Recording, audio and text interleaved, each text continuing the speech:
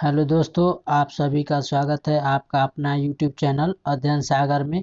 तो हम लोग पिछले वीडियो में पढ़ चुके थे डोसेंट्स बिहार सामान्य ज्ञान के कुछ टॉपिक। तो चलिए एक बार फिर विषय सूची देख लेते हैं जो हम लोग कहाँ तक कर चुके हैं।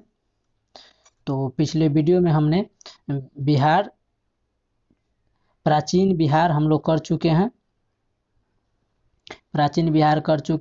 अब नेक्स्ट पूर्व मध्यकालीन का पार्ट 3 तक हो गया है। तो आज हम देखते हैं कहाँ तक क्लियर हो पाता है। तो चलिए शुरू करते हैं। कहाँ से पढ़ना है आज?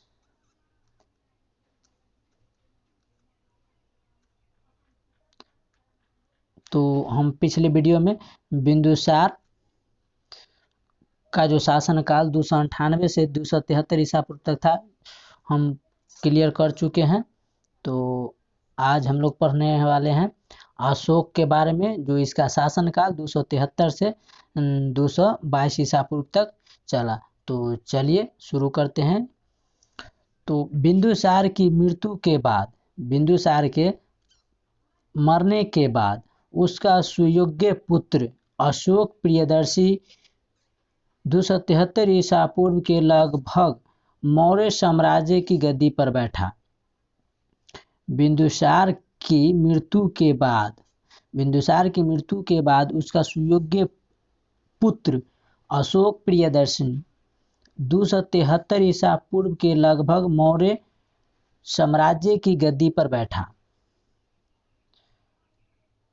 राजगद्दी प्राप्त होने के बाद अशोक को अपनी आंतरिक स्थिति, अंदर की जो स्थिति थी, सुदृढ़ करने में 4 वर्षों का समय लग गया। फलतः राजारोहण के 4 साल बाद 269 ईसा पूर्व में उसका राज्याभिषेक हुआ। उसके अभिलेखों में अभिषेक के काल 269 ईसा पूर्व से ही राज्य गणना की गई है। मास्की तथा गुर्जरा के लेखों में उसका नाम अशोक मिलता है। पुराणों में उसे अशोक वर्धन कहा गया है। पुराणों में अशोक को और अशोक वर्धन कहा गया है, जबकि मास्की तथा गुर्जरा के लेखों में उसका नाम अशोक मिलता है और पुराणों में उसका नाम अशोक वर्धन कहा गया है।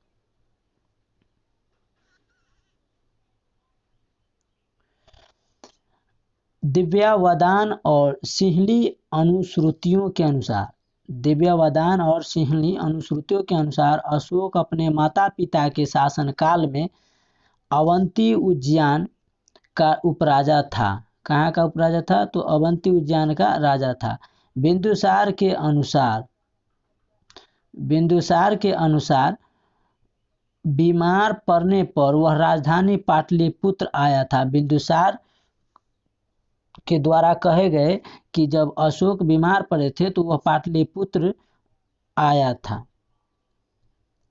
आगे सिंहली अनुश्रुति के अनुसार अशोक ने 99 भाइयों की हत्या करके राज सिंहासन प्राप्त किया था। सिंहली द्वारा कहे गए के अनुसार अशोक ने 99 भाई को हत्या करने के बाद वह सिंहासन प्राप्त किया। लेकिन उत्तराधिकारी के इस युद्ध का समर्थन स्वतंत्र प्रमाणों से नहीं मिलता है कि वह अशोक 99 भाइयों की हत्या करके सिंहासन पर बैठा था। किसके अनुसार? तो उत्तराधिकारी के इस युद्ध समर्थन स्वतंत्र प्रमाणित नहीं होता है कि वो अशोक ने 99 भाइयों की हत्या करके सिंहासन प्राप्त किया था। अशोक के 5वें अभिलेख में जीवित भाइयों के परिवार का उल्लेख मिलता है।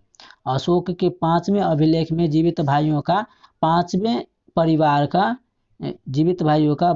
परिवार का उल्लेख मिलता है 5वें अभिलेख में। क्वेश्चन आ सकता है कि अशोक के कौन से अभिलेख में जीवित भाइयों का परिवार का उल्लेख मिलता है? तो आंसर होगा क्या? 5वें। एक एक लाइन पर हम ध्यानपूर्वक पढ़ेंगे, इसी से क्वेश्चन बनता है।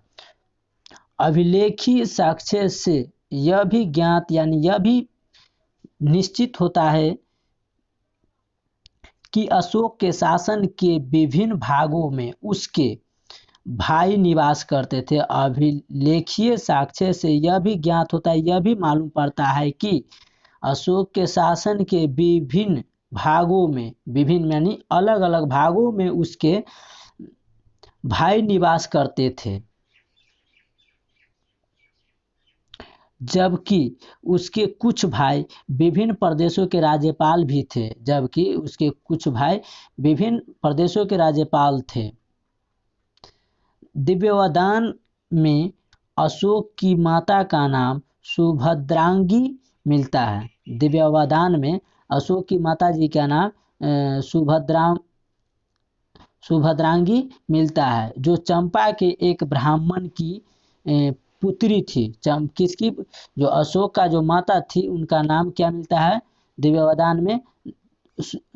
सुभद्रांगी, जो चंपा की एक महाराजा, चंपा की एक ब्राह्मण की पुत्री थी। किसकी माँ? तो अशोक की माँ सुभद्रांगी, उनकी माँ का नाम सुभद्रांगी। दक्षिण परंपराओं में उसे धर्मा कहा गया है। दक्षिण परंपराओं में अशोक को धर्मा कहा गया है, जो प्रधान रानी अग्रमहिषी थी, जो रानी अग्रमहिषी थी। कुछ लेखक उसे सेल्यूकस की पुत्री से उत्पन्न बताते हैं।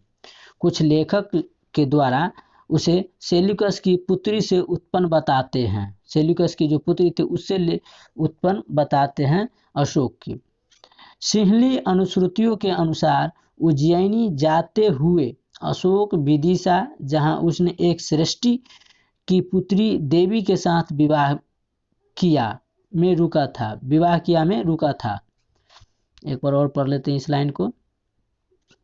सिंहली अनुश्रुतियों के अनुसार उज्जैनी जाते हुए अशोक विदिशा, जहां उसने एक श्रेष्ठी के पुत्री देवी के साथ विवाह किया।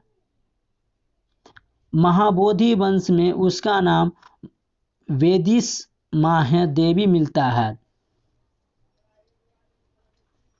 महाबोधि वंश में उसका नाम वेदिस महादेवी मिलता है और उसे शाक्य जाति का बताया गया है।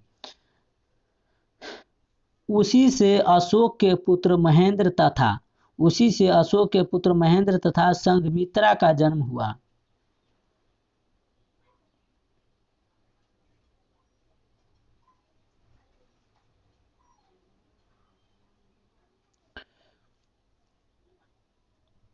और उसकी पहली पत्नी थी।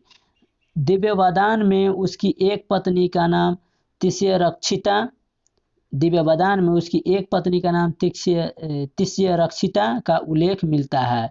दिव्यवदान में अशोक की एक पत्नी का विवरण मिलता है, तिस्यरक्षिता का उल्लेख मिलता है, परंतु अशोक के लेख में केवल उसकी पत्नी करुवाकी का नाम ही है। अशोक के लेख में केवल उसकी पत्नी करुवाकी का नाम है, जो तीवर की माता थी। किसकी थी? तीवर की माता थी। दिव्यवदान में अशोक के दो भाई सुसीम तथा विगताशोक का उल्लेख मिलता है। दिव्यवदान में अशोक के दो भाई का विवरण मिलता है, सुसीम तथा दूसरा था विगताशोक का विवरण मिलता है। बौद्ध परंपराओं एवं कथाओं के अनुसार बिंदुसार अशोक को नहीं बल्कि उसके बड़े भाई सुसीम को गद्दी पर बैठाना चाहता था। बौद्ध परंपराओं एवं कथाओं के अनुसार बिंदुसार अशोक को नहीं बल्कि उसके बड़े भाई सुसीम को गद्दी पर बैठाना चाहता था, किंतु बिंदुसार के निधन के पश्चात अमात्यों की सहायता से अशोक ने राजगद्दी पर कब्जा कर लिया और उत्तराधिकार के युद्ध में अन्य सभी राजकुमारियों की हत्या कर दी। एक बार और लाइन रिपीट कर लेते हैं। बौद्ध परंपराओं एवं कथाओं के अनुसार बिंदुसार अशोक को नहीं बल्कि उसके बड़े भाई सुसीम को गद्दी पर बैठाना चाहता था, किंतु बिंदुसार के निधन के पश्चात यानी मर जाने के पश्चात अमात्यों की सहायता से अशोक ने राजगद्दी पर कब्जा कर लिया। अमात्यों की मृत्यु के बाद अशोक ने राजगद्दी पर कब्जा कर लिया और उत्तराधिकारी के युद्ध में अन्य सभी राजकुमारी की हत्या कर दी।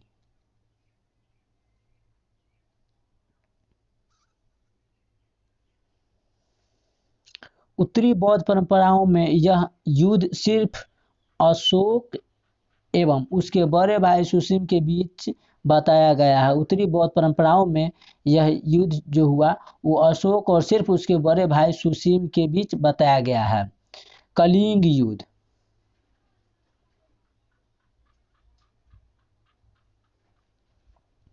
कलिंग युद्ध। महाजन पद्मनंद ने कलिंग को अपने राज्य में मिला लिया था।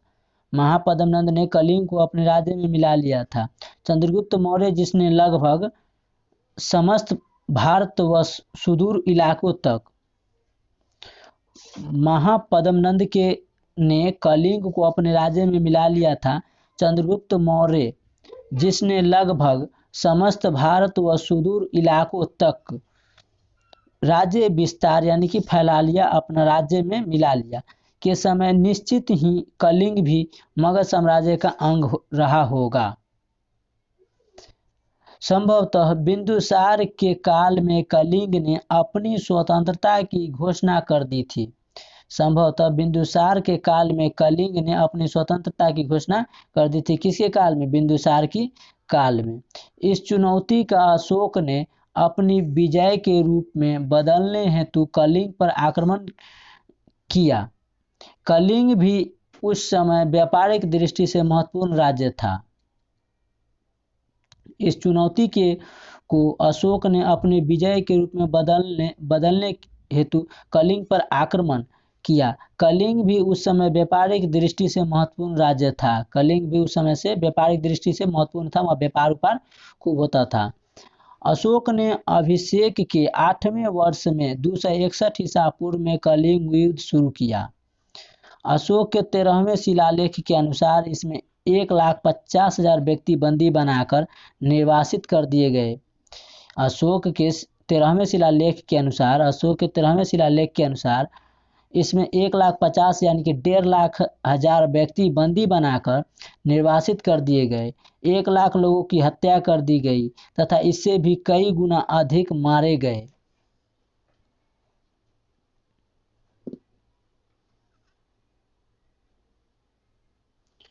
इस युद्ध के बाद मौर्य साम्राज्य की सीमा बंगाल की खाड़ी तक विस्तृत हो गई यानी कि फैल गया। युद्ध का तत्कालीन लाभ था। मगध एवं समस्त भारत के इतिहास में कलिंग की विजय एक महत्वपूर्ण घटना थी। मगध एवं समस्त भारत के इतिहास में कलिंग की विजय एक महत्वपूर्ण घटना थी, जिसके बाद में मौर्य की विजय तथा राज्य विस्तार का एक दौर समाप्त हुआ। कलिंग युद्ध के बाद एक नए युग का सूत्रपात हुआ यानी कि नए युग का एक आगमन हुआ और यह युग था शांति, सामाजिक प्रगति तथा धार्मिक प्रचार।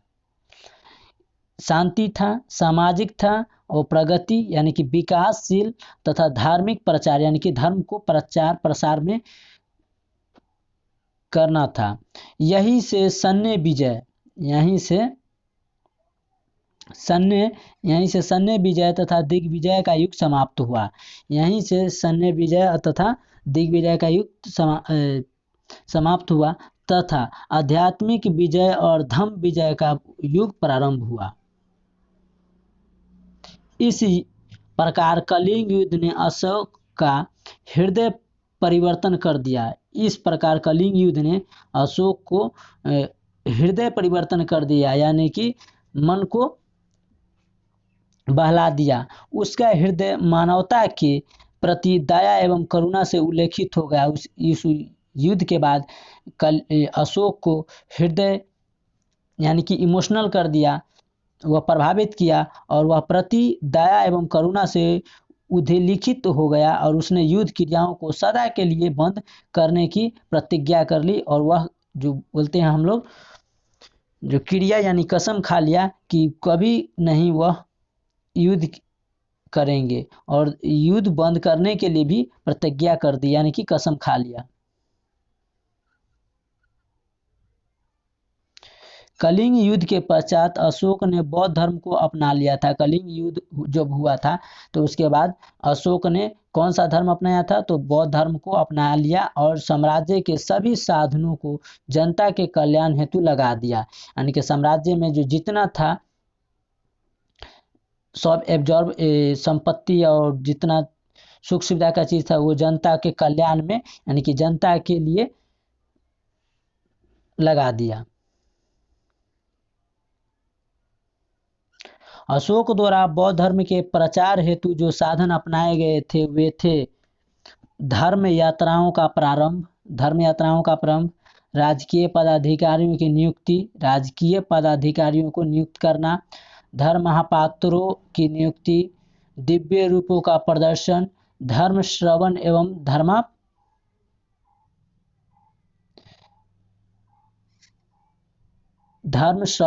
धर्म प्रदेश की व्यवस्था, लोकोपकारिता के कार्य, धर्म लिपियों की खुदवाना, विदेशों में धर्म प्रचारकों को भेजना आदि। ये सब अशोक द्वारा बौद्ध धर्म के प्रचार जो हेतु जो साधन अपनाए गए थे, यानी कि बौद्ध धर्म को अपनाने के बाद अशोक द्वारा जो प्रचार प्रसार होगा इसके लिए यह 8 साधन अपनाए थे।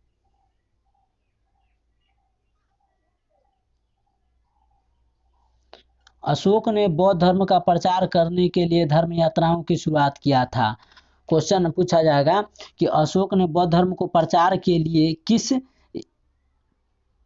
का शुरुआत किया था, तो धर्म यात्राओं की शुरुआत किया था अपने अभिषेक के 10वें वर्ष में, यानी कि अपने अभिषेक के 10वें वर्ष में यानी कि 10वें साल में वह बोध गया की यात्रा पर गया था। जो बोध गया अभी कहाँ, बिहार में, तो बिहार से रिलेटेड पढ़ ही रहे हैं। जो उसकी पहली यात्रा थी।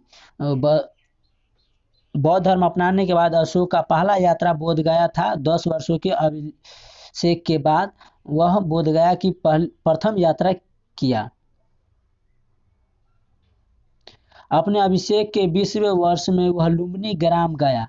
अपने 10वें अभिषेक में वह बोध गया यात्रा के लिए प्रथम यात्रा किया। और उसके बाद जब 20वें वर्ष में हो गया अभिषेक तो उसका लुम्बिनी ग्राम गया और वहाँ का कर घटाकर 1/8 कर दिया गया, यानी कि टैक्स जो लगाया जाता था उसको घटाकर वहाँ 1/8 कर दिया गया। उसने नेपाल की तराई में स्थित निगलीवा में कनक मुनि के स्तूप का मरम्मत करवाया, यानी कि बनवाया, रिपेयरिंग करवाया। उसने नेपाल के तराई में स्थित, नेपाल के तराई जगह है वहाँ स्थित एक निगलीवा में कनक मुनि के स्तूप का मरम्मत करवाया, रिपेयरिंग करवाया। अशोक के इन कार्यों का जनता पर काफ़ी सकारात्मक प्रभाव पड़ा। जब अशोक ने ये सब कार्य करना शुरू किया तो जनता पर काफ़ी प्रभाव पड़ा, जनता काफ़ी उत्साहित हुए और वे बौद्ध धर्म की ओर आकृष्ट हुए। अपने विशाल साम्राज्य में बौद्ध धर्म के प्रचार हेतु अशोक ने अपने साम्राज्य के उच्च पदाधिकारियों की नियुक्ति किया। अपने विशाल साम्राज्य में बौद्ध धर्म के प्रचार के लिए अशोक ने अपने साम्राज्य के उच्च पदाधिकारियों को नियुक्त किया।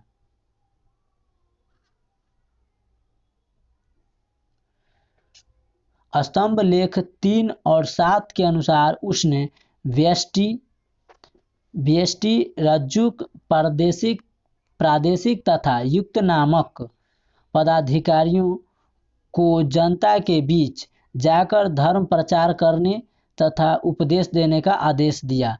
स्तंभ लेख 3 और 7 के अनुसार उसने व्यष्टि रज्जुक प्रादेशिक तथा युक्त नामक पदाधिकारियों को जनता के बीच जाकर धर्म प्रचार करने तथा उपदेश देने का आदेश दिया। धर्म प्रचार के लिए अशोक ने साम्राज्य में धर्म श्रवण तथा धर्मोपदेश की व्यवस्था करवाई। अभिषेक के 13वें वर्ष में बौद्ध धर्म के प्रचार के लिए अशोक ने पदाधिकारियों का एक नया वर्ग तैयार किया। अभिषेक के 13वें वर्ष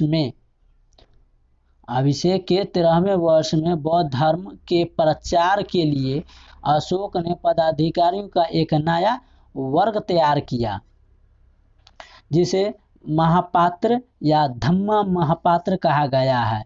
इनका कार्य विभिन्न धार्मिक संप्रदायों के बीच द्वेष भाव को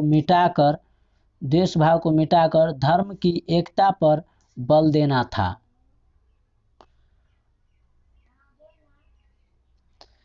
धर्म को लोकप्रिय बनाने हेतु अशोक ने मानव, पशु व जाति के कल्याण हेतु अनेक कार्य किए।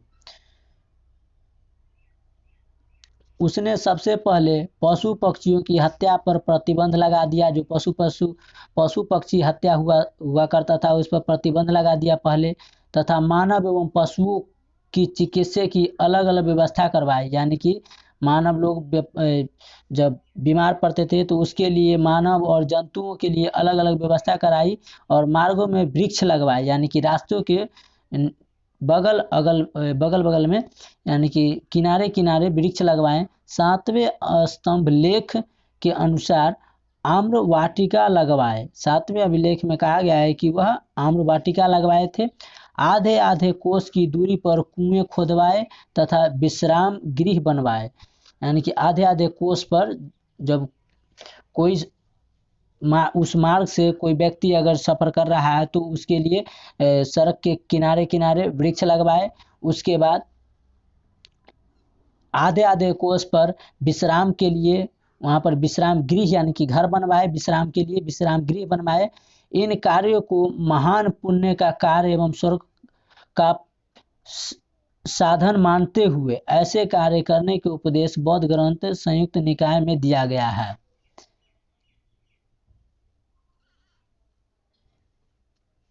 इन कार्यों को महान पुण्य का कार्य एवं स्वर्ग प्राप्ति का साधन मानते हुए ऐसे कार्य करने के उपदेश बौद्ध ग्रंथ संयुक्त निकाय में दिया गया है। संभवतः इसी से प्रभावित होकर अशोक ने विभिन्न स्थानों व शिलाओं तथा स्तंभों पर निर्देशों, उपदेशों व सिद्धांतों को उत्कीर्ण करवाया। ये लेख अशोक के विशाल साम्राज्य के कोने कोने में फैले थे। अशोक के 6ठे स्तंभ लेख से ज्ञात यानी प्राप्त होता है कि अशोक ने अपने धर्म लेख अपने राज्याभिषेक 269 ईसा पूर्व के 12 वर्ष बाद लगभग 257 ईसा पूर्व से लिखवाना शुरू किया था। एक बार और रिपीट कर लेते हैं इस लाइन को। अशोक के 6ठे स्तंभ लेख से प्राप्त होता है यानी मालूम पड़ता है या पता चलता है कि अशोक ने अपने धर्म लेख अपने राज्याभिषेक 269 ईसा पूर्व से 12 वर्ष बाद लगभग 257 ईसा पूर्व से लिखवाना शुरू किया था।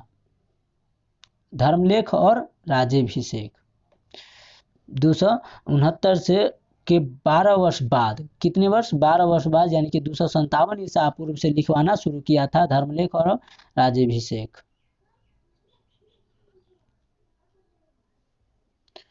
इन धर्मलेख का उद्देश्य यह था कि पाषाणों पर खुदे होने से वे लेख चिरस्थायी होंगे तथा उसके परवर्ती पुत्र पौत्र अपने भौतिक एवं नैतिक लाभ हेतु उनका अनुसरण करेंगे। इन लेख के भाषा संस्कृत न होकर पाली थी।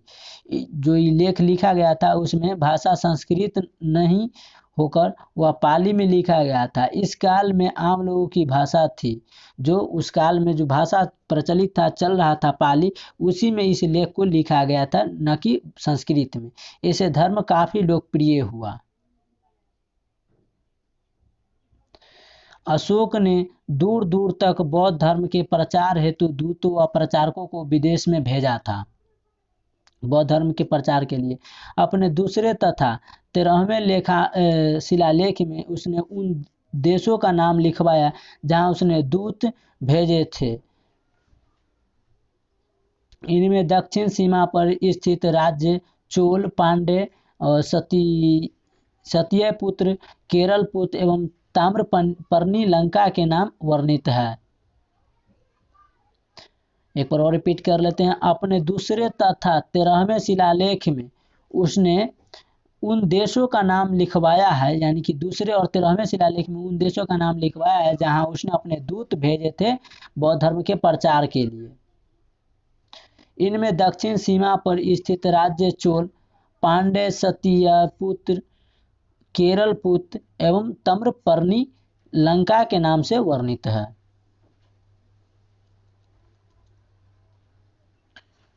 तेरहवें शिलालेख में 5 यवन राजाओं, यानी कि 13वें शिलालेख में 5 यवन राजाओं जिनका नाम था अंतियोक, सीरियाई नरेश, दूसरा था तुर्मय मिस्त्री नरेश, तीसरा था अंतिकीनी मिसिडोनियन राजा, चौथा था मगसिरिन तथा पांचवा था अलेक्सुंदर एपीरस के नाम से मिलते हैं। 13वें शिलालेख में 5 यवन राजाओं का नाम उल्लेखित किया गया है, जो इस तरह है। अंत्योक सीरियाई नरेश, दूसरा था तुर्मे मिस्त्री, तीसरा नरेश, और तीसरा था अंतिकीनी मैसिडोनियन राजा, चौथा था मगसिरिन तथा पांचवा अलेक्सुंदर एपीरस के नाम से मिलते हैं। जिन के राज्यों में उसके धर्म प्रचारक गए थे, जिन राज्यों में उसके धर्म प्रचारक गए थे, ये सब पांचों के पांचों धर्म प्रचार के लिए गए थे। अंतियोक पश्चिम एशिया सीरिया का राजा एंटियोकस थियस ईस्वी से ईसा पूर्व 261 से 246 तक तथा तुर्मय मिस्र का शासक टॉलमी फिलाडेल्फस ईस्वी 285 ईसा पूर्व से 247 ईसा पूर्व था। अंतिकीनी को मैसिडोनिया का एंटीगोनस गोनाटस 277 ईसा पूर्व से 239 ईसा पूर्व माना जाता है। एक बार और रिपीट कर लेते हैं। 13वें शिलालेख में 5 यौवन राजाओं का उल्लेख किया गया है, जो यह इस प्रकार है। अंतियोक सीरियाई नरेश, दूसरा था तुर्मे मिस्त्री नरेश, तीसरा था अंतिकीनी मैसिडोनियन राजा, चौथा था मगसिरिन तथा पांचवा था अलेक्सुंदर एपीरस। ये 5 नाम मिलते हैं 13वें शिलालेख में, जिनके राज्य में उसके धर्म प्रचारक गए थे। अंतियोक पश्चिम एशिया यानी कि सीरिया का राजा एंटियोकस थियस 261 ईसा पूर्व से 246 ईसा पूर्व था।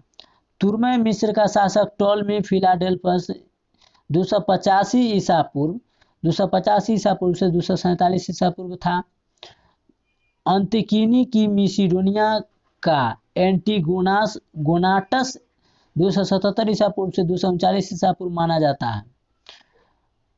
मग से तात्पर्य उत्तरी अफ्रीका में साइरिनी का नरेश मगस 282 ईसा पूर्व से 298 ईसा पूर्व माना जाता है से है। अलेक्सुंदर को कुछ विद्वानों एपीरस या इपाइरस का राजा एलेक्जेंडर 278 ईसा पूर्व से 255 ईसा पूर्व तथा कुछ विद्वानों इसे कारिंथ का राजा यानी अलेक्जेंडर 252 से 244 ईसा पूर्व मानते हैं। इसी शिलालेख में वह बताता है कि जहां देवताओं के प्रिय के दूत नहीं पहुंचे, वहां के लोग भी धर्मानुशासन, धर्म विद्वान तथा धर्म प्रचार की प्रसिद्ध सुनकर उनका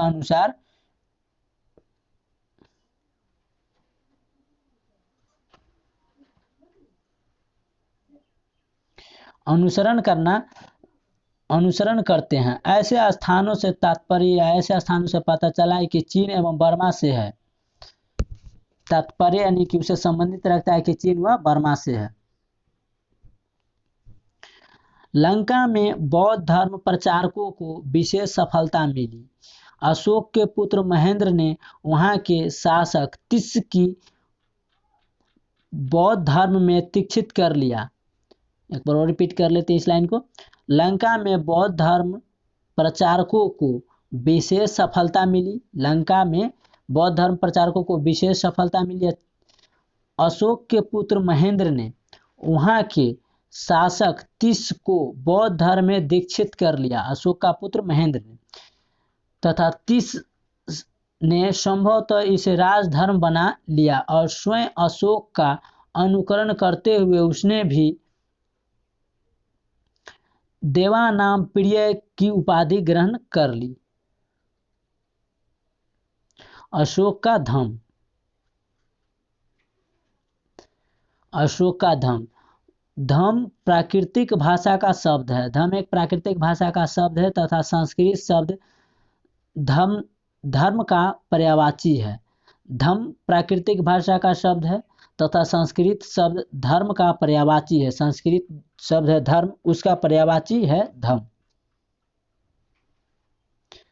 अशोक द्वारा प्रतिपादित धम का वर्णन अशोक के दूसरे तथा 7वें स्तंभ लेख में मिलता है। अशोक द्वारा प्रतिपादित धम का वर्णन जो है अशोक के दूसरे तथा 7वें अभिलेख में मिलता है। धम का उल्लेख।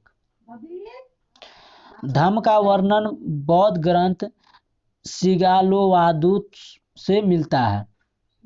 धम का वर्णन बौद्ध ग्रंथ सिगलोवादत्सु में मिलता है। अशोक ने मनुष्य की नैतिक उन्नति के लिए जिन आदर्शों का प्रतिपादन किया उन्हें धम कहा गया है। अशोक ने जिन मनुष्य की नैतिक उन्नति के लिए जिन आदर्शों का प्रतिपादन किया था उन्हें धम कहा गया है। अशोक ने विहार यात्राओं की जगह पर धर्म यात्राओं की शुरुआत किया। अशोक के विदेश नीति।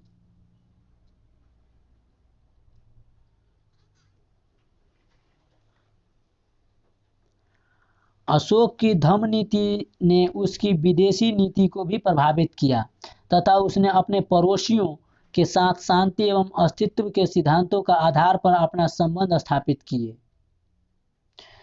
अशोक की धम्म नीति ने उसकी विदेशी नीति को भी प्रभावित किया तथा उसने अपने पड़ोसियों को शांति एवं सह-अस्तित्व के सिद्धांतों को आधार पर अपने संबंध स्थापित किए। उसने साम्राज्य के पश्चिम एवं दक्षिणी सीमा पर स्थित राज्यों के साथ राजनयिक एवं मैत्रिक संबंध स्थापित किए।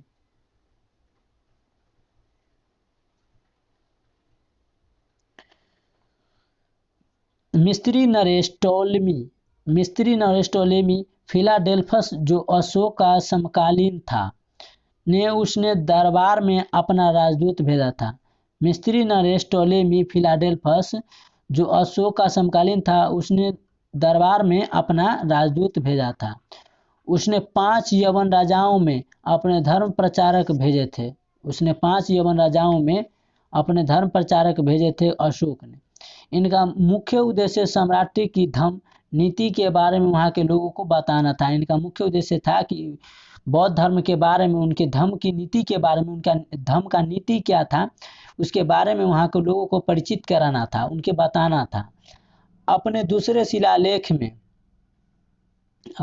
शिलालेख में अशोक बताता है कि उसने यवन राज्यों में मनुष्य तथा पशुओं के लिए अलग अलग चिकित्सा की व्यवस्था किया था। यानी कि अपने दूसरे शिलालेख में, अशोक के दूसरे शिलालेख में कहा गया है कि वह यवन राजाओं में मनुष्य तथा पशुओं के लिए अलग अलग चिकित्सा यानी कि हेल्थ स्वास्थ्य की व्यवस्था की गई है।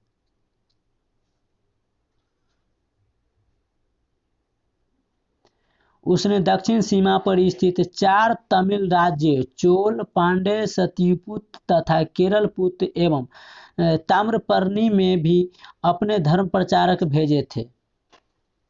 उसने दक्षिणी सीमा पर स्थित 4 तमिल राज्यों चोल, पांड्य, सत्यपुत्र तथा केरलपुत्र एवं ताम्रपर्णी में भी अपने धर्म प्रचारक भेजे थे अशोक ने। अशोक अपने पड़ोसी राज्यों के साथ शांति, सहिष्णुता व बंधुत्व के आधार पर मधुर संबंध बनाए रखने की उत्सुक था, यानी कि एक्साइटेड था। अपने आखिरी दिनों में सम्राट अशोक द्वारा किया गया कार्य बौद्ध ग्रंथों यानी कि दिव्यावदान के अनुसार अशोक का शासनकाल जितना ही गौरवशाली था, उसका अंत उतना ही दुखद रहा। बौद्ध ग्रंथों दिव्यावदान के अनुसार अशोक का शासनकाल जितना ही गौरवशाली था, उसका अंत उतना ही दुखद रहा।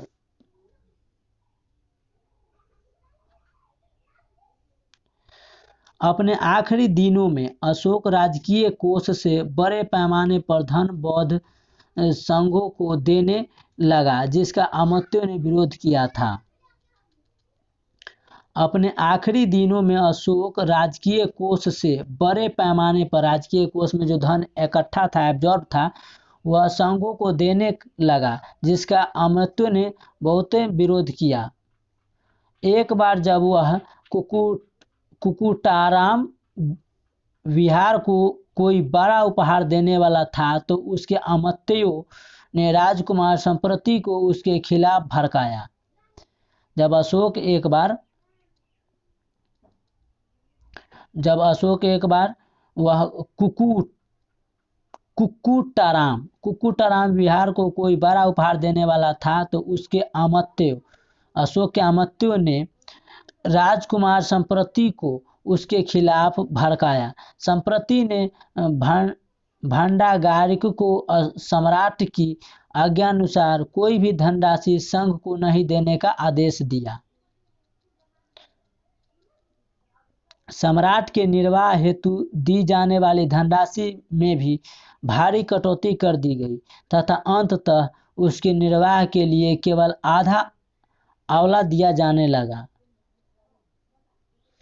अशोक का प्रशासन के ऊपर वास्तविक नियंत्रण नहीं रहा तथा अत्यंत दुर्भाग्यपूर्ण परिस्थितियों में इस महान सम्राट का अंत हुआ। तिब्बती लेखक तारानाथ और चीनी यात्री हैंड-सांग ने भी कुछ संशोधन के साथ इस मत का समर्थन किया।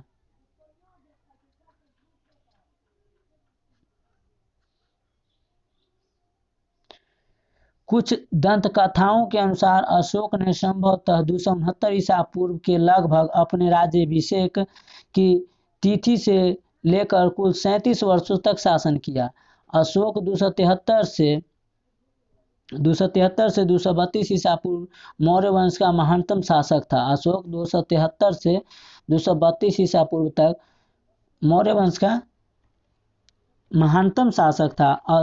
उसके शासनकाल में अशोक के शासनकाल में 250 ईसा पूर्व में पाटलिपुत्र में तृतीय बौद्ध संगीति का आयोजन हुआ था। 250 ईसा पूर्व में कब? 250 ईसा पूर्व में पाटलिपुत्र में तृतीय बौद्ध संगीति का आयोजन किया गया था। उसने बौद्ध धर्म से संबंधित तीर्थों की यात्रा किया था। जब तृतीय बौद्ध संगीति का आयोजन हुआ था 250 ईसा पूर्व पाटलिपुत्र में, तो उसने बौद्ध धर्म से संबंधित तीर्थों के बारे में विवरण यानी कि बताया था। बौद्ध धर्म के प्रचार हेतु उसने श्रीलंका, नेपाल, बर्मा, जिसे अभी वर्तमान में म्यांमार के नाम से जानते हैं, एवं अन्य देशों से बौद्ध धर्म के प्रचार हेतु प्रतिनिधि मंडल भेजे। इस क्रम में भारतीय संस्कृति का प्रसार भी विदेशों में हुआ। बौद्ध धर्म के साथ साथ अपने पुत्र महेंद्र और पुत्री संघमित्रा को उसने श्रीलंका भेजा था। अशोक ने बौद्ध धर्म के प्रचार प्रसार के लिए अपने महेंद्र पुत्र और पुत्री संघमित्रा को श्रीलंका भेजा था। अशोक ने जन कल्याण की नीति अपनाई। उसने विभिन्न वर्गों को आर्थिक अनुदान कुछ रुपए, आर्थिक स्थिति जो सुधार हो सके उसके लिए सुविधाएं प्रदान करने के लिए धम्म महापात्रों की नियुक्त किया।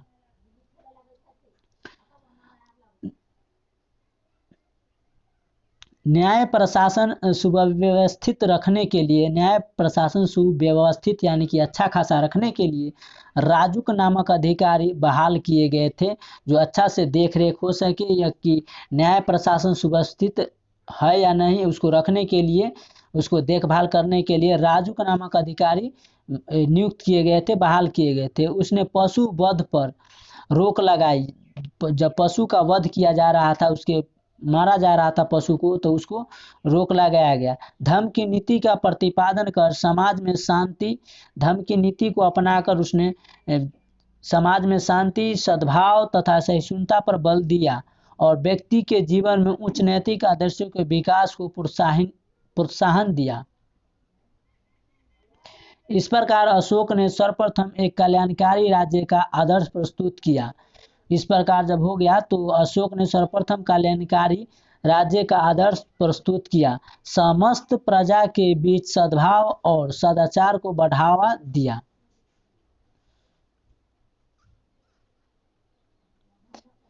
शांति, अहिंसा और मैत्रीपूर्ण विदेश संबंध आदि जैसे सिद्धांतों को अपने प्रशासनिक नीतियों में अग्रिम स्थान देकर अशोक ने एक महान शासक के रूप में इतिहास में अपना छवि बना लिया था। एक बार और रिपीट कर लेते हैं इस लाइन को। शांति, अहिंसा, मैत्रीपूर्ण विदेश संबंध आदि जैसे सिद्धांतों को अपनी प्रशासनिक नीतियों में अग्रिम यानी कि प्रथम स्थान देकर अशोक ने एक महान अशोक के रूप में इतिहास में अपना छवि बना लिया था। कुछ इतिहासकारों ने अशोक की आलोचना इस आधार पर की है कि उसकी नीति में मौर्य साम्राज्य पतन की ओर अग्रसर हुआ। कुछ इतिहासकारों का कहना था कि अशोक की आलोचना जो है इस आधार पर कि उसकी नीति में, उसके जो विचार है उसमें नीति जो बनाया हुआ है उसमें मौर्य साम्राज्य का पतन यानी कि समाप्त की ओर अग्रसर हुआ।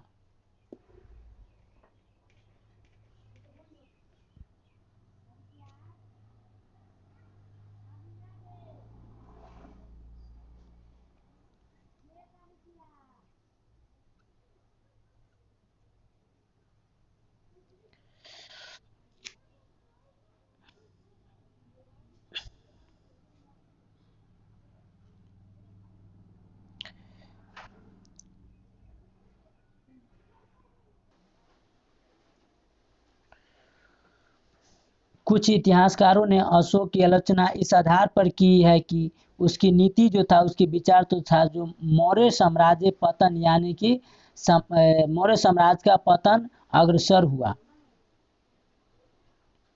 इन विद्वानों के अनुसार अशोक की शांति प्रिय नीति से साम्राज्य के सैन्य बल को नष्ट कर दिया।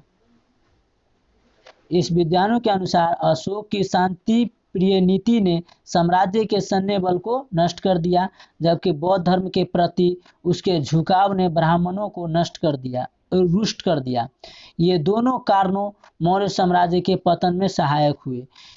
माना जाता है कि मौर्य साम्राज्य के पतन ने कुछ विद्वानों के अनुसार मौर्य साम्राज्य के पतन के लिए अशोक के शांति प्रिय नीति ने साम्राज्य के सैन्य बल को नष्ट कर दिया, जबकि बौद्ध धर्म के प्रति उसके झुकाव ने ब्राह्मणों को रुष्ट कर दिया। ये दोनों कारण मौर्य साम्राज्य के पतन में सहायक हुए।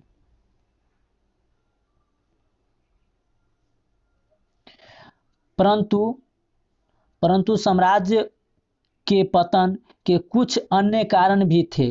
वस्तुतः अशोक के उत्तराधिकारियों की अयोग्यता, परंतु मौर्य साम्राज्य के पतन के कुछ अन्य कारण भी थे।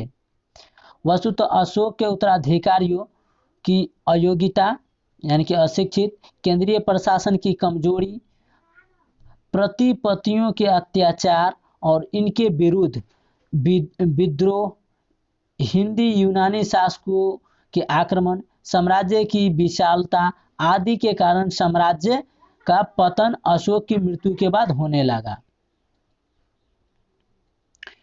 184 ईसा पूर्व में अंतिम मौर्य शासक बृहद्रथ की हत्या कर पुष्यमित्र शुंग ने राज सत्ता पर अधिकार कर लिया। अशोक के अभिलेख। साम्राज्य अशोक के अब तक 40 से भी अधिक अभिलेख प्राप्त हो चुके हैं। सम्राट अशोक के अब तक 40 से भी अधिक अभिलेख प्राप्त हो चुके हैं। ये अभिलेख उसकी साम्राज्य सीमा का निर्धारण के साथ साथ उसके धर्म और प्रशासन संबंधी महत्वपूर्ण बातों की जानकारी देने में काफ़ी मदद मिलती है। उनके जो अभिलेख हैं, गुर्जरा का लघु शिलालेख और मास्की का लघु शिलालेख केवल ये दो ऐसे धर्म लेख हैं जिनमें अशोक का नाम पाया जाता है। गुर्जरा का लघु शिलालेख और मास्की का लघु शिलालेख केवल ये दो ऐसे धर्म लेख हैं जिनमें अशोक का नाम पाया जाता है। अशोक के शिलालेखों का विभाजन 3 वर्गों में किया जा सकता है। अब अशोक के अभिलेखों का विभाजन यानी बंटवारा 3 भागों में किया जा सकता है।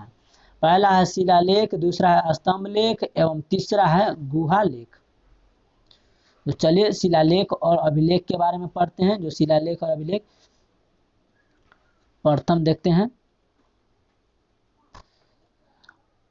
शिलालेख और अभिलेख। अशोक के चतुर्दश शिलालेख के नाम से प्रसिद्ध ये शिलालेख 14 विभिन्न लेखों का एक समूह है। शिलालेख और अभिलेख जो है यह चतुर्थ शिलालेख के नाम से प्रसिद्ध है। ये शिलालेख 14 विभिन्न लेखों का एक समूह है, यानी कि 14 गो लेख मिलाकर एक शिलालेख बनाया गया।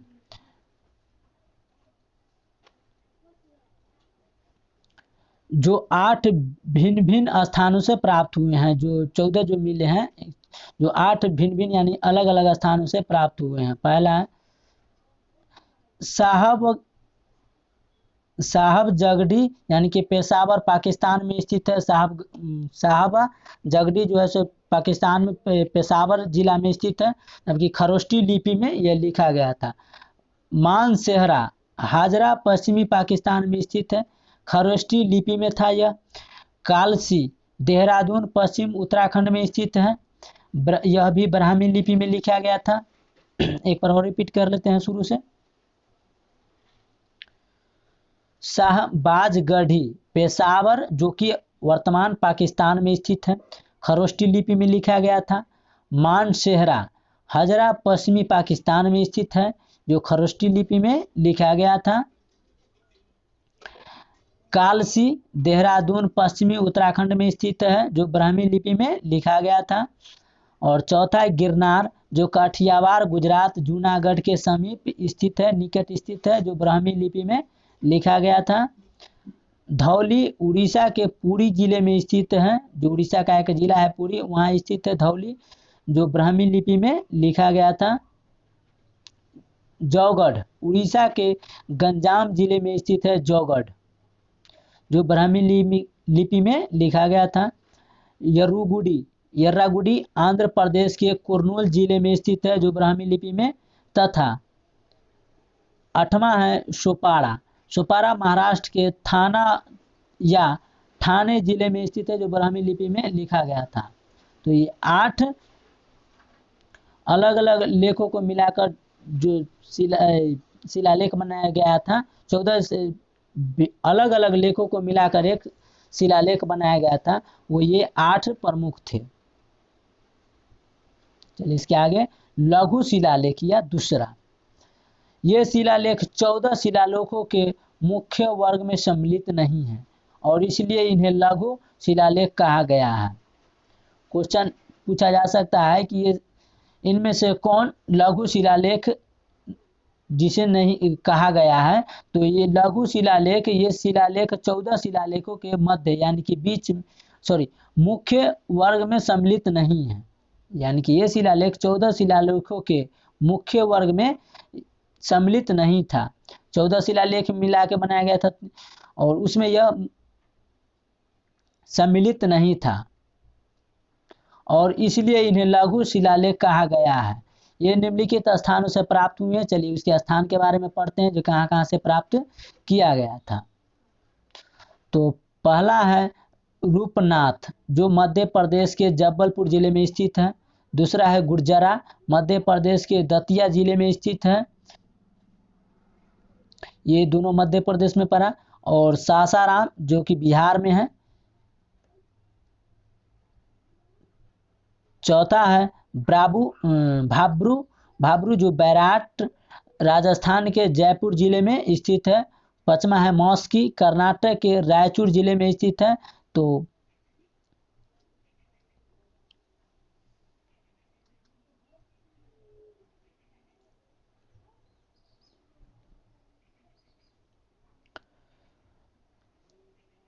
भाब्रू को ऐसे भी याद रख सकते हैं, भाब्रू बैराट यानी कि बैराट राजस्थान के जयपुर जिले में स्थित है।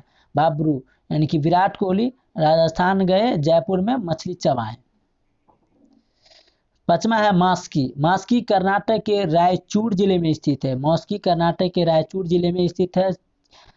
छठा ब्रह्मगिरी कर्नाटक के चित्रदुर्ग जिले में स्थित है। सातवां सिद्धपुर ब्रह्मगिरी से 1 मील यानी कि 1 मील पश्चिम में स्थित है, सिद्धपुर ब्रह्मगिरी से। आठवां जट्टिग रामेश्वर ब्रह्मगिरी से 3 मील उत्तर पश्चिम में स्थित है। 9 यर्रागुडी आंध्र प्रदेश के कर्नूल जिले में स्थित है। अर्रागुर्री रेड्डी ये सब आंध्र प्रदेश ये उधर साइड का प्रचलित नाम है, यर्रागुर्री रेड्डी ये सब। 10वां गवी मठ मैसूर के कापबल नामक स्थान के समीप यानी कि निकट कर्नाटक में स्थित है। 11वां है पालकी गुड्डू जो गवी मठ से 4 मील की दूरी पर कर्नाटक के रायचूर जिले में स्थित है। और 2 है 12 जो राजूल मांडगिरी आंध्र प्रदेश के कर्नूल जिले में ही स्थित है, आंध्र प्रदेश के कर्नूल जिले में स्थित है। और 13वां है अहरौरा जो उत्तर प्रदेश के मिर्जापुर जिले में स्थित है, जो मिर्जापुर के नाम से एक सीरियल भी यानी वेब सीरीज बनाया गया।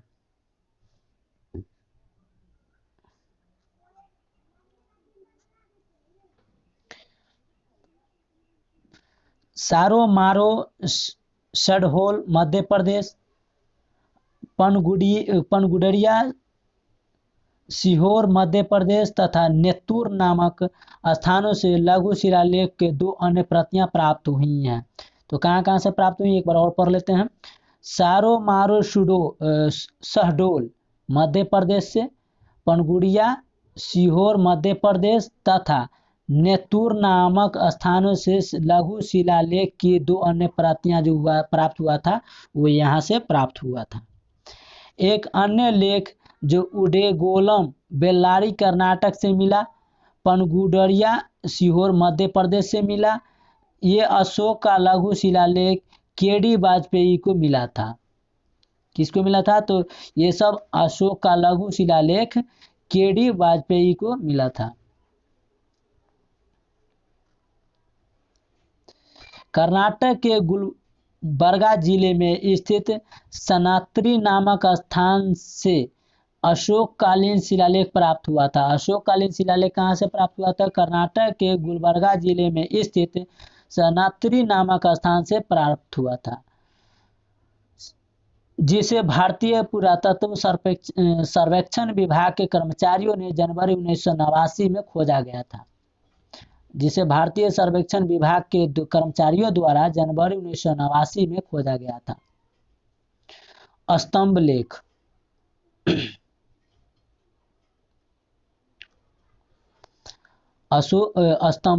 अशोक सप्त स्तंभ लेख के अंतर्गत लेखों की संख्या हालांकि 7 है, परंतु वे 6 भिन्न भिन्न स्थानों से पाषाण स्तंभों पर उत्कीर्ण पाए गए हैं।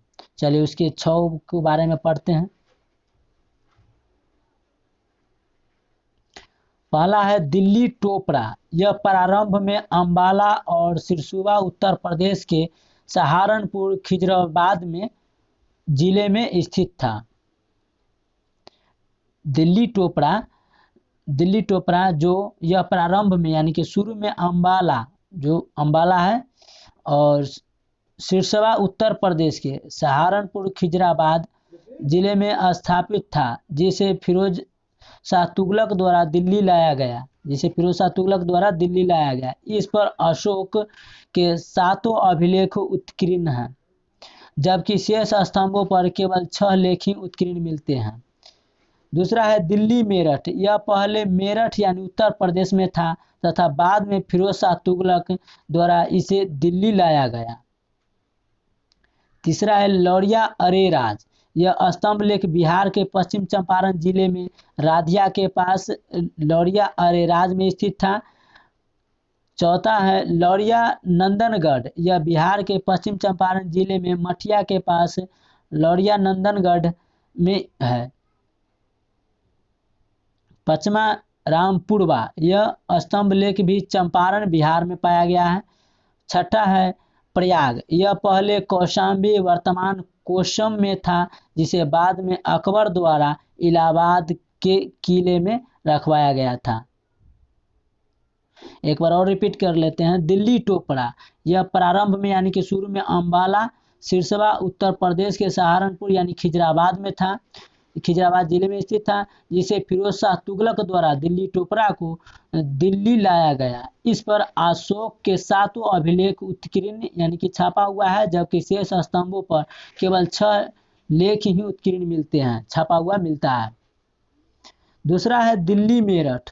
यह पहले मेरठ यानी उत्तर प्रदेश में था, बाद में फिरोज शाह तुगलक ने इसे भी दिल्ली ले आया, यानी कि दिल्ली टोपरा और दिल्ली मेरठ को दिल्ली ले आया बाद में। एक पहले था अंबाला शहर में और दूसरा था मेरठ उत्तर प्रदेश में, दोनों को दिल्ली ले आया फिरोज शाह तुगलक। तीसरा है लौरिया अरेराज। यह स्तंभ लेख बिहार के पश्चिम चंपारण जिले राधिया के पास लौरिया अरेराज में स्थित है। चौथा है लौरिया नंदनगढ़। वह बिहार के पश्चिम चंपारण जिले में मठिया के पास लौरिया नंदनगढ़ में ही अभी तक है। ठीक, उसके बाद पांचवा है रामपुरवा। यह स्तंभ लेख भी चंपारण बिहार में पाया गया है। छठा है प्रयाग। यह पहले कौशाम्बी वर्तमान कोशम में था, जिसे बाद में अकबर द्वारा इलाहाबाद के किले में लाया गया। पहले था कौशाम्बी, वर्तमान में कोशम में था, उसके बाद अकबर द्वारा यह इलाहाबाद में लाया गया।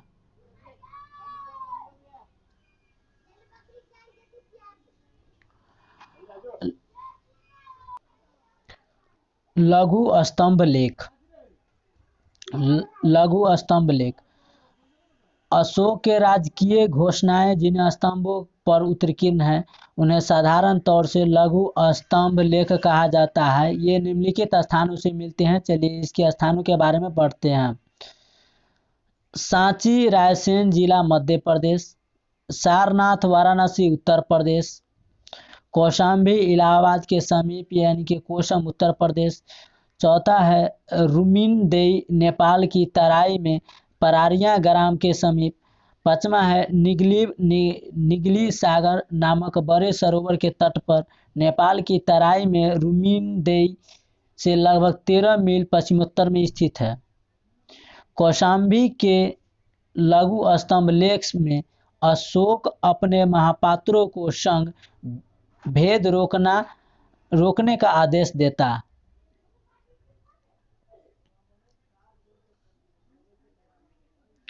कौशाम्बी के लघु स्तंभ लेख में अशोक अपने महापात्रों को संग भेद रोकने का आदेश देता है।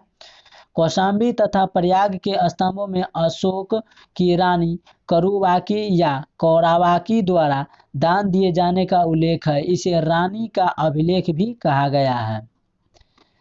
रुमिनदेई स्तंभ लेख में अशोक द्वारा इस स्थान की धर्म यात्रा पर जाने का विवरण मिलता है। रुमिनदेई स्तंभ लेख में निगलीब की लेख में कमुनी के स्तूप के संवर्धन की चर्चा हुई। अशोक के 6 स्तंभ लेख में उल्लेखित बातें पढ़ लेते हैं।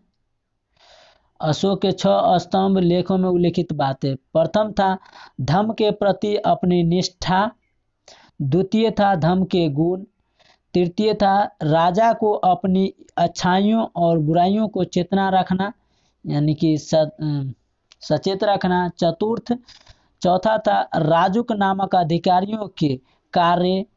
पंचम पशु पक्षी वध को नियंत्रित करना, रोकना था। षष्ठम यानी कि छठा था धर्म प्रचार हेतु उपाय, यानी कि धर्म प्रचार के उपाय और सभी धर्मों के प्रति अपनी श्रद्धा को जागरूक करना था। ये 6 अशोक के 6 स्तंभ लेख के निम्न प्रमुख बातें थी जो हम लोग पढ़ लिए। आगे है शिलालेखों अभिलेखों में उत्कीर्ण महत्वपूर्ण बातें। धौली तथा जौगढ़ के शिलालेखों पर 11वें 12वें तथा 13वें शिलालेख उत्कीर्ण नहीं किए गए, यानी कि नहीं लिखे गए हैं, बल्कि 2 अन्य लेख खुदे हुए हैं जिन्हें पृथक कलिंग प्रज्ञापन कहा गया है। धौली तथा जौगढ़ के अभिलेखों में लिखा है सभी मनुष्य मेरी संतान है। धौली तथा जौगढ़ के अभिलेखों में लिखा गया है कि सभी मनुष्य मेरी संतान है।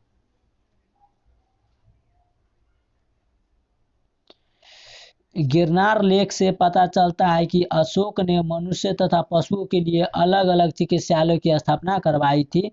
तो गिरनार लेख से भी पता चलता है जो मनुष्य और पशुओं के हेल्थ स्वास्थ्य के लिए चिकित्सालय की, यानी कि अस्पतालों की स्थापना कराया था। कंधार अभिलेख के प्रभाव से बहेलियों और मछुआरों ने जीव हिंसा त्याग दिया था। कंधार अभिलेख से मछुआरों लोग ने मछली को मारना त्याग कर दिए थे, शिकार करना छोड़ दिए थे। रुमिनदेई अभिलेख से एकमात्र अभिलेख जिसमें कराधन, रुमिनदेई अभिलेख एक ऐसा अभिलेख है जिसमें कराधन की चर्चा है। अभिषेक के 20वें वर्ष में अशोक द्वारा लुम्बिनी की यात्रा और वहां का भूमि कर घटाकर 108 कर दिया गया था। तो रुमिनदेई अभिलेख से D.R. भंडारकर ने केवल अभिलेखों के आधार पर अशोक का इतिहास लिखा है। अशोक के प्रायः सभी अभिलेख प्राकृत भाषा में तथा ब्राह्मी लिपि में लिखे गए हैं। अशोक के प्रायः सभी अभिलेख किस भाषा में? तो प्राकृत भाषा यानी कि नेचुरल लैंग्वेज तथा ब्राह्मी लिपि में लिखा गया है। परंतु शाहबाजगढ़ी तथा मानसेहरा अभिलेख की लिपि खरोष्टी है, जबकि तक्षशिला तथा लघमान से प्राप्त अभिलेख अरामेइक लिपि में लिखे गए हैं।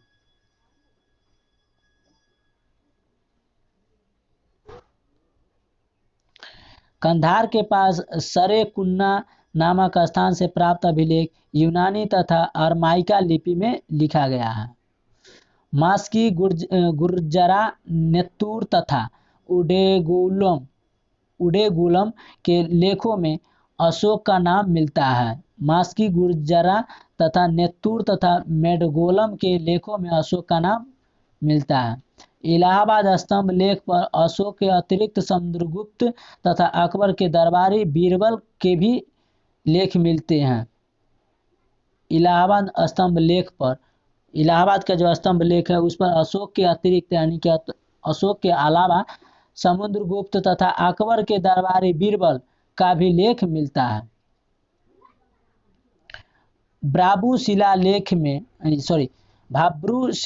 में अशोक ने बौद्ध त्रिरत्नों में विश्वास प्रकट किया एवं इसी में अशोक के धम्म का उल्लेख मिलता है। कलिंग युद्ध का वर्णन अशोक के 13वें शिलालेख में किया गया है। कलिंग में जो युद्ध हुआ था उसका जो वर्णन या विवरण 13वें शिलालेख में अशोक के किया गया है। अशोक के स्तंभ में उकेरित यानी कि उत्कीर्ण प्रमुख आकृतियां।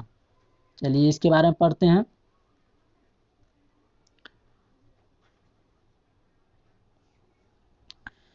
बासठ स्तंभ सिंह, संकीसा हाथी, रामपुरवा सांड, नटुवाला बैल, लौरिया नंदनगढ़ सिंह, सांची चार सिंह, सारनाथ चार सिंह, सारनाथ स्तंभ पर गज का और अशुभ बैल तथा सिंह की आकृतियां उत्कीर्ण छापा गया है।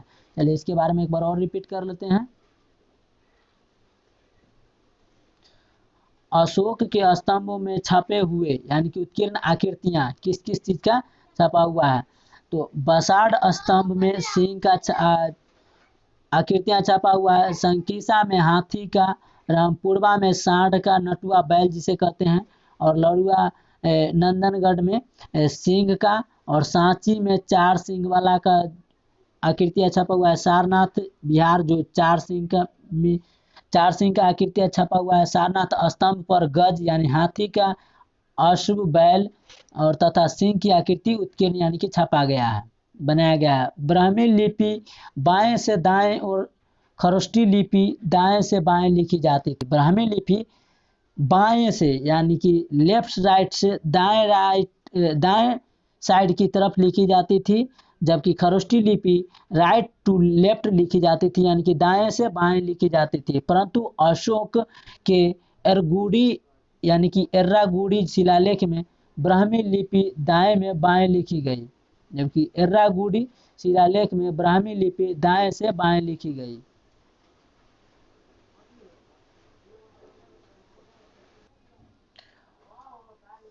पांचवें स्तंभ लेख में अशोक विभिन्न जानवरों के वध करने, जंगल जलाने, एक जीव दूसरे जीव को खिलाने, कुछ निश्चित दिनों में मछली मारने, जानवरों का वधिया करने, पशुओं और घोड़ों को दागने पर प्रतिबंध लगाता है। इसी लेख में उल्लेख है कि राज्याभिषेक के समय से 26 वर्षों तक 25 बार कैदियों को रिहा किया गया था। पांचवें स्तंभ लेख में कहा गया है। एक बार और रिपीट कर लेते हैं। पांचवें स्तंभ लेख में अशोक विभिन्न जानवरों के वध यानी मारने, जंगल जलाने, एक जीव को दूसरे जीव को खिलाने, कुछ निश्चित दिनों में मछली मारने, जानवरों को वधिया करने, पशुओं और घोड़ों को दागने पर प्रतिबंध लगाता है। इसी लेख में उल्लेख है कि राज्याभिषेक के समय 26 से 26 वर्षों तक 25 बार कैदियों को रिहा किया गया था। अशोक का सबसे लंबा स्तंभ लेख उसका 7वां लेख है। अशोक का सबसे लंबा स्तंभ लेख कौन सा है, तो 7वां है। उसका सबसे छोटा स्तंभ लेख रुमिनदेई में स्थित है। अशोक सांची स्तूप, सारनाथ और कौशाम्बी के अपने लघु स्तंभ लेखों में अपने महापात्रों को संघ भेद रोकने का आदेश देता है। भाब्रू अभिलेख वस्त्रोत्फेदन तरीके से लिखा गया है तथा इसमें अशोक ने स्वयं को मगध का राज्य प्रियदर्शी मगध कहा है। भाब्रू शिलालेख एकमात्र अभिलेख है जो पत्थर की पट्टियों पर खुदा हुआ है। अशोक के अभिलेखों में उसकी रानी कारुवाकी तथा पुत्र तीवर का उल्लेख है। अशोक के द्वारा अकाल के समय किए गए उपायों का महास्थान तथा शोहगौरा अभिलेख में वर्णन है।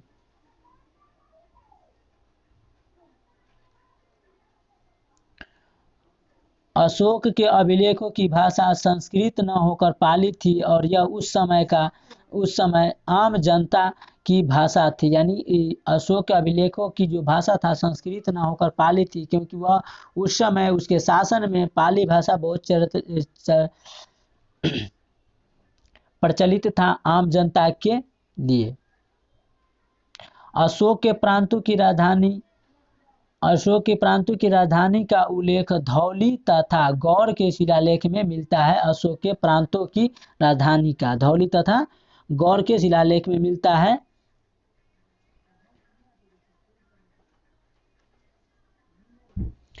तो आज के लिए इतना ही दोस्तों, मिलेंगे नेक्स्ट वीडियो में।